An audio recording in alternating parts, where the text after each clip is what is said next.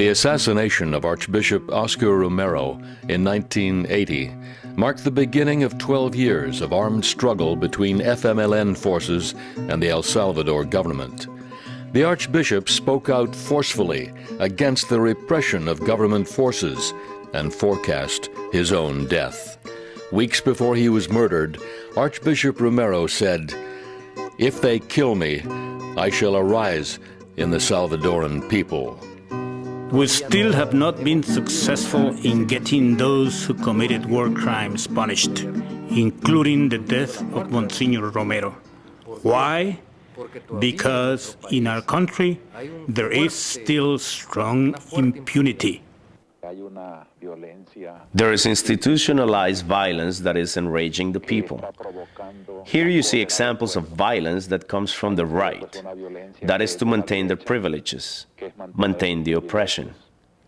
And the oppressed, on the other hand, who react, and they call them leftist.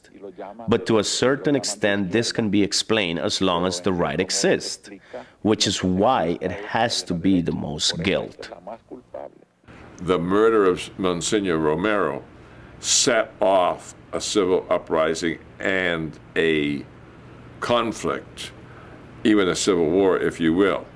But that would have been very quickly resolved had not the United States interfered. The reason that Monsignor Romero was killed is he was the only person in El Salvador who had the trust of the whole of the poor people.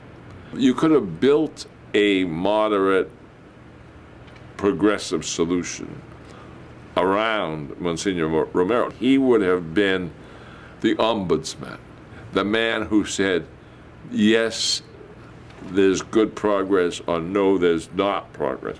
And that was the real role of Romero, was telling the truth to the Salvadoran people. The Salvadoran rich worried about Archbishop Romero, but they thought he could be handled. But when they saw a relationship building up between him and me, that was a tough combination, and for them to counter. And they could see that there was a prospect for real change. And it was tougher to kill me than it was to kill Archbishop Romero. We have an amnesty law that does not enable us to investigate the crimes. Because we also need to learn the truth. We need to, because this country has still not reconciled. This country has still not been able to mourn its dead. That's something that, as a people, as a society, we need. But we also have to fight for the truth to be found. The search for the family members of those who disappeared, principally the children who disappeared.